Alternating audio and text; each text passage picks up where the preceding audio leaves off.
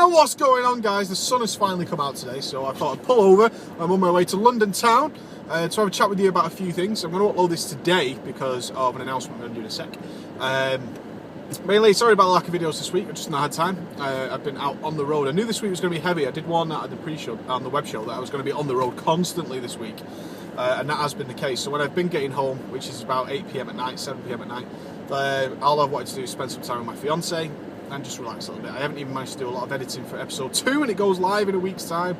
So I need to crack on with that. I need to show it to some people before it's done and all that kind of good jazz. So it's busy, busy, busy. We're working our balls off. Little tip: when you are on the road, when you're doing a big journey like me down to London, it's going to take me about 4.5 hours. I've been driving for about 3.5 now. I've only got an hour to go till I get there. Wear comfy clothes, ballers. Don't wear your normal stuff, and hang your stuff up in the back on a hanger, so when you get there, you're looking fresh as a baller. That's how we want to roll in. We want to roll in like we've just walked from next door. That's how we want to look.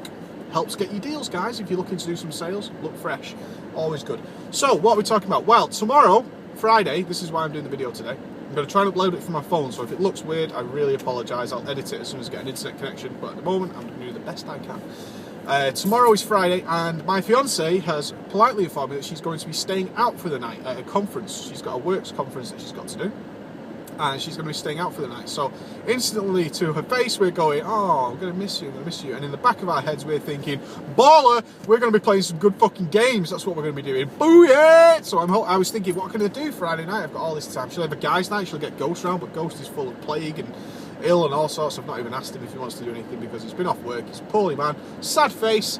But we're going to see what we can do. But what I did think is something I've been wanting to do for a while is to explain my journey through World of Warcraft, and as I've grown, because I've been playing for 7 years now, I'm now getting mature, apparently, and explaining some of the big events, because while you've been playing for that long and investing so much time and dealing with other people, major events occur, some good and some bad, and I kind of thought maybe I should have story time with Preach on the live stream. So if you've got a couple of beers, or you're just free, it's not a big web show, we're not going to be doing any web series stuff or anything like that. I'm just going to chill out with a couple of beers, talk to you guys, and explain some of the big events that have happened in World of Warcraft that which led me to be a new player, just installing the game for the first time, as everybody who's got World of Warcraft will have done, to getting to where I was, which was pushing for World First and all that, and where I am now.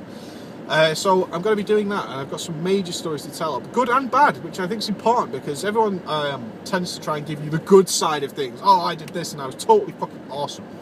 Not always the case, guys. I've said this on the web series many times. I've been an absolute arsehole to a lot of people. A complete dick. I've really fucked some people over, and believe me, it's important that I tell you these things.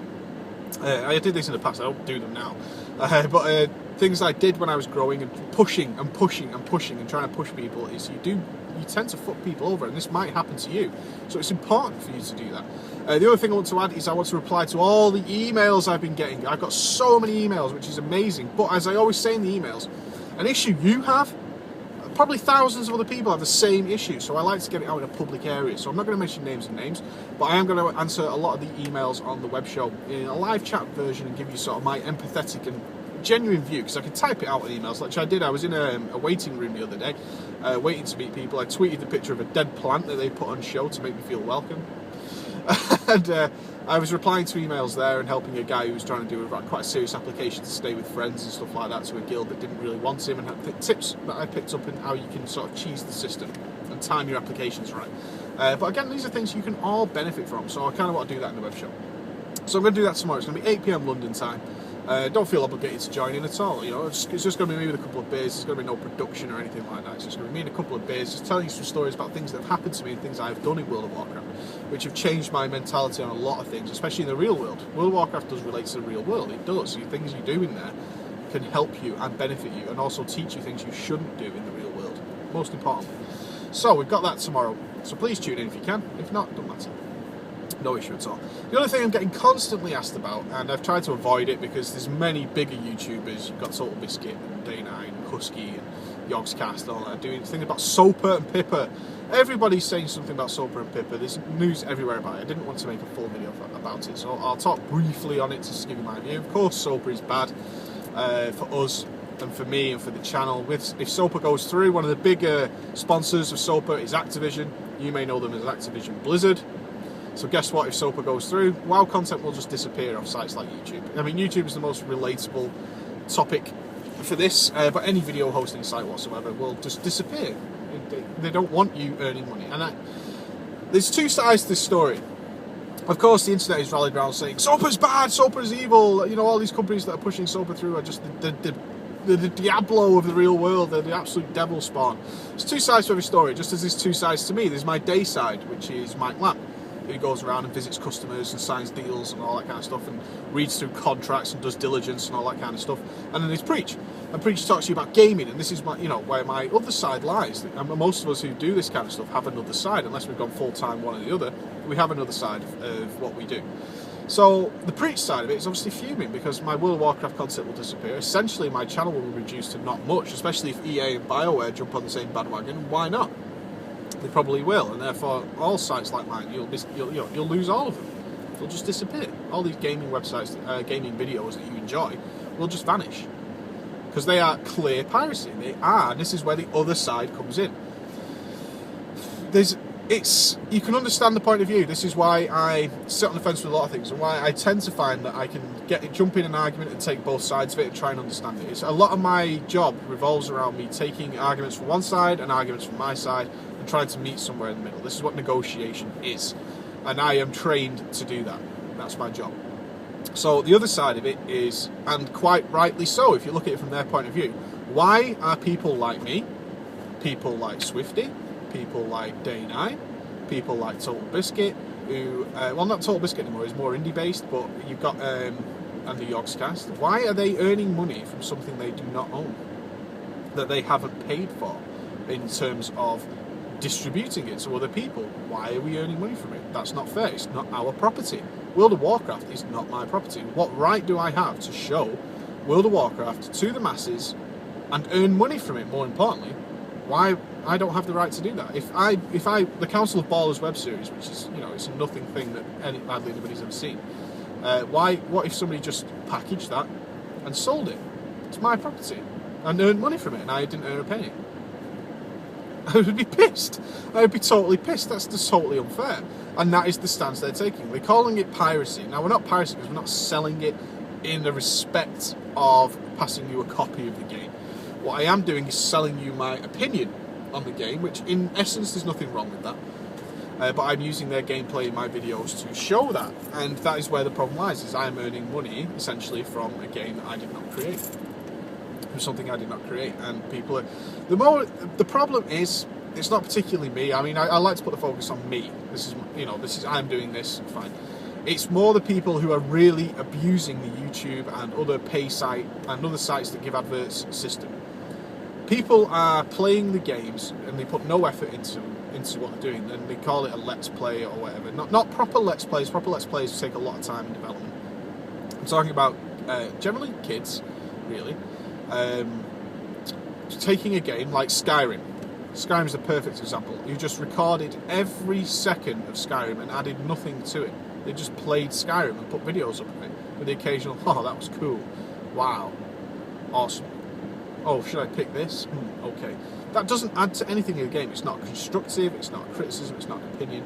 And if everybody watched that video, because Skyrim was incredibly popular, and they started earning some revenue from that, for doing essentially nothing but playing somebody else's game, that's very dangerous. And that is essentially the problem, is this is everywhere. Everybody who thought, oh, YouTube money, if you ever watched Epic Mealtime, it's YouTube money, they thought, oh, I can play a game just as anybody else can play a game. I might not even be good at it. How many videos have you watched, guys, of people who are awful at games giving you their opinion? And you can see straight away. I watched a video on, I'm not going to mention his name, but it was on one of the massive networks doing a PvP guide where he had no idea what he was doing, and it got 75,000 views in its first 2 days. 75,000 because it was part of this network. And I watched it from start to finish, and the commentary was very dull. He was like, I'm now going to shred. It was Feral Druid. And he said, oh, this guy's definitely an unholy DK. When he was covered in Cinderblade debuffs and being howling blasted through the teeth. And then he went, oh, this guy must be a Frost Mage. While he was getting running around with Scorch and being pyroblasted and blast waved, and not one frost spell came out of him. He was never chilled in his entire life, you know, things like that. It was just ridiculous, and he was earning genuine cash from that, real life cash, something that I would take like 9 videos or 10 videos to possibly match. And I'm not bitter about that, because fair play, the guy's on the network, fine, people enjoy his videos, great for you, man.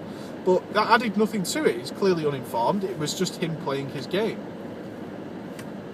They're not happy with that, and they rightfully want some money from it. The problem with Soper is that Soper is too widespread. I mean, let's not get this wrong, guys. In 10 years' time, something like Soper is going to get passed. It always happens. This is just the beginning. In the future, they will get it through with enough money behind it and enough support. If these congressmen who have to vote are guaranteed a certain amount of money, so they will get a certain amount of votes, a certain amount of advertising to get more votes in their next election and advance their own careers, of course they're going to put it through. That's life, guys. Money talks. Money talks incredibly. You can't do a lot of shit in this world without dosh, and those monies are going to get you through. So eventually we will have Soper, we will have internet piracy. They will be able to censor the internet as much as possible. Sites like 4chan and Reddit will just vanish, because 4chan and Reddit is the real world without consequence.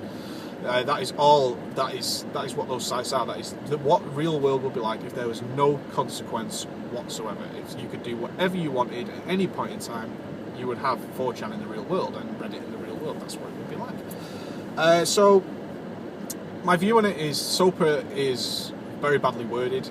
It's Total Biscuit, John Bain has done the best video of it, so I'll put the link below when I get home, so you can check that. It's by far the best review of what Soper is all about. That I've seen anyway. I've seen some various sort of jokes of the guys who are voting on Soper who have no idea anything about the internet, which is sad. But he's done the best review of it. Check it out. Yeah, it's bad. Eventually we're going to have internet censorship. It's coming. The internet is far too free and open to be safe for the real world. It is. It's dangerous. I know that. Anybody with a bit of common sense towards it will understand it. When we sort of focus on the gameplay aspects, there's nothing wrong with gameplay videos. They're not dangerous. Internet censorship, realistically, is about the genuine dangers of the internet. Internet bullying, internet stalking, paedophiles, all that kind of dangerous stuff. And generally saying things to people that you would never say in the real world.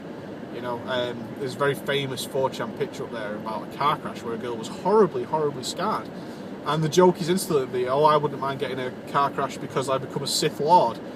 Which, you know, you feel horrible because it's funny, but you would never say that in the real world. And that's dangerous, you know, because that is a person who's horribly, horrifically scarred who has to see that joke. And it's bad. It's, you know, that shit is coming, guys. That shit is coming, no danger about it. So I'm going to carry on. Hopefully you check it out tomorrow. Well, we'll do the live show. We'll talk about some Warcraft stuff. Okay, guys. So my view on Soper is, yeah, it's bad, but it's coming. My alter ego, my real life world knows eventually the internet is going to be censored. It's far too open now to be safe. That's the problem. It's a minefield. The internet is a minefield. How many times have you clicked a link that your friend sent you and ended up in what we call the weird part of the internet? Because it's very weird out there. It's very creepy. That's it for today, guys. I'm going to carry on down to London and hopefully enjoy myself. Take it easy, guys. Bye-bye.